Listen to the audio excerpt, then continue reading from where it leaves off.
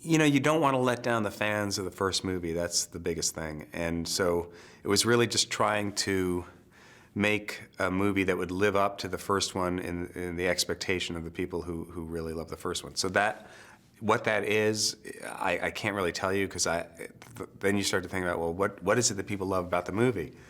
And I don't know. They obviously like it as a whole, and they have, probably favorite things. And for me, there were parts of the movie that I felt were essential. Besides, the Derek and Hansel and their relationship, I always felt that Mugatu was a really important part of the movie. And so I just tried to think of things that we would laugh at, and those of us who were making the movie, because it's really hard to project yourself into the minds of people who, for whatever reason, love the movie. Everybody has specific things that they like about it. So, which is great, it's great. I feel very fortunate that there are people who love the movie that much, but to really understand like what it is and try to recreate that is really hard.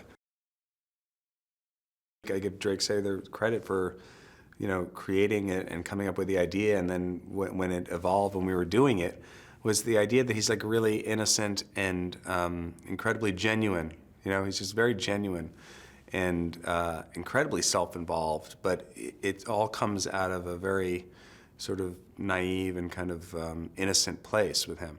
So it's like a very clear framework for what is and isn't Derek, and how Derek reacts to things, and so it's a very simple thing, doing the character. And so it was fun to go back into it.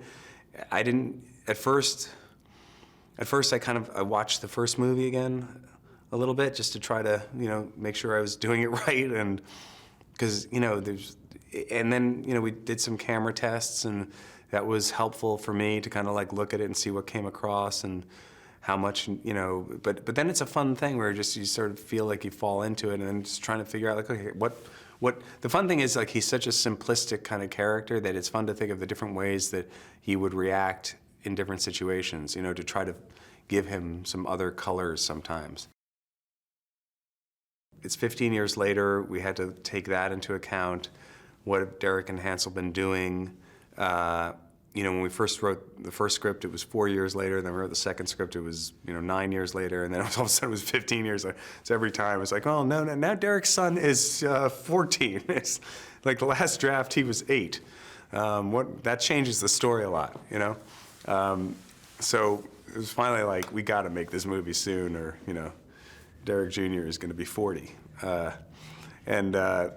so all those things were, trying to take that into account and figuring out how to portray the fashion world now, and yet not try to, because trends change so quickly, I think trying to figure out what would be something that wouldn't necessarily feel like by the time the movie came out, that was something that had already passed, And that's been a challenge, to tell you the truth, because also in satirizing the fashion world or parodying it in any way, it's all so over the top anyway, that you can't really top it. I mean, when you really delve into it and you look at, what people are doing out there, it's all so crazy.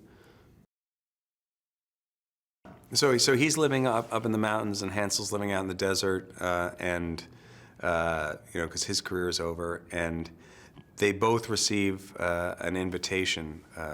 He gets a visit from Billy Zane, his old friend, who has an invitation in the mail from him, from Alexandria Atoz, who is sort of the biggest fashion icon in the world, in the wake of Mugatu going to jail, and she's sort of filled the vacuum, and she has a fashion empire, the biggest one in the world, and she has a new designer named Don Atari, who's kind of a hipster new thing, and she sends this invite to Derek asking him to be in Don Atari's show for her, and Hansel gets the same invite, mysteriously. So both of them, out of the blue, are invited back into the fashion world, and they can't resist, so they take the bait and they go. Owen is, he's such a unique comedic presence, and I am a big fan of his. I always have been. I enjoy him as a person. I enjoy him as a talent. And for me, you know, he just created this character, Hansel, to me. Hansel and Mugatu and Derek are all, to me, that they all are Zoolander. You know, it's like when someone says they love Zoolander, to me, I think that means they love all those characters. And you know, it's a very specific point of view that Hansel has on things, and we decided to try to take some chances with going with some ideas for Hansel that have happened to him over the years that he's been out of the limelight, and you know, make a commitment to certain jokes with him that I felt Owen could pull off in a very unique way, because you know, he's just one of the funniest people there is.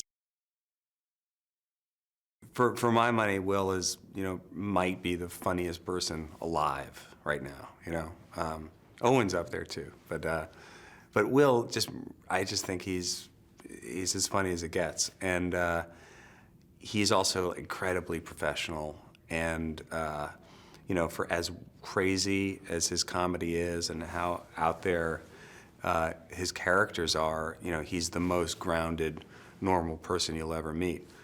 To the point where sometimes it feels like he's doing a character, like a regular guy, Will Ferrell, but that is Will.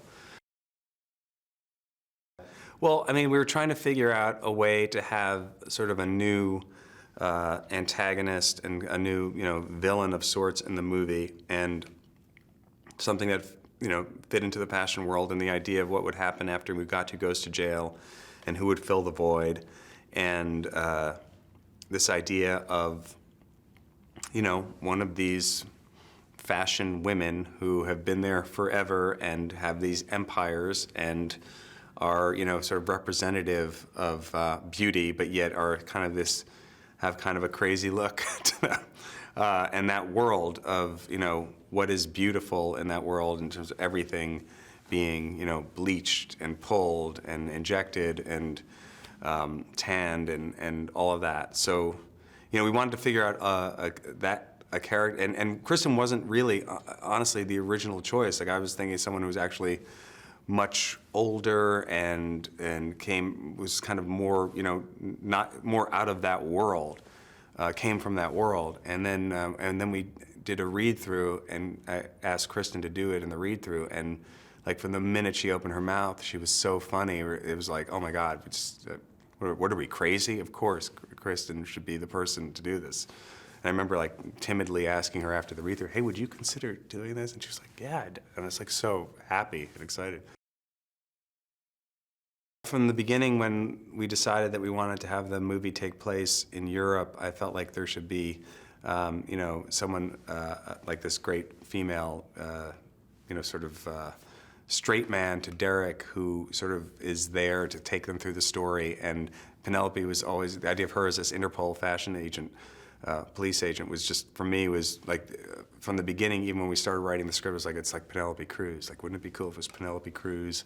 And she has this great accent, and she's sort of like, you know, incredibly beautiful, and she's, you know, and she's voluptuous, but she's not really aware of it. And then, you know, with the Italian idea too, I just kept on thinking, like, she is sort of like, you know, like the feel of her is like she's like this sexy Sophia Loren type, but she's all business, and she doesn't, you know, she doesn't care about any of that. She's just like, you know, she wants to figure out who's killing these pop stars.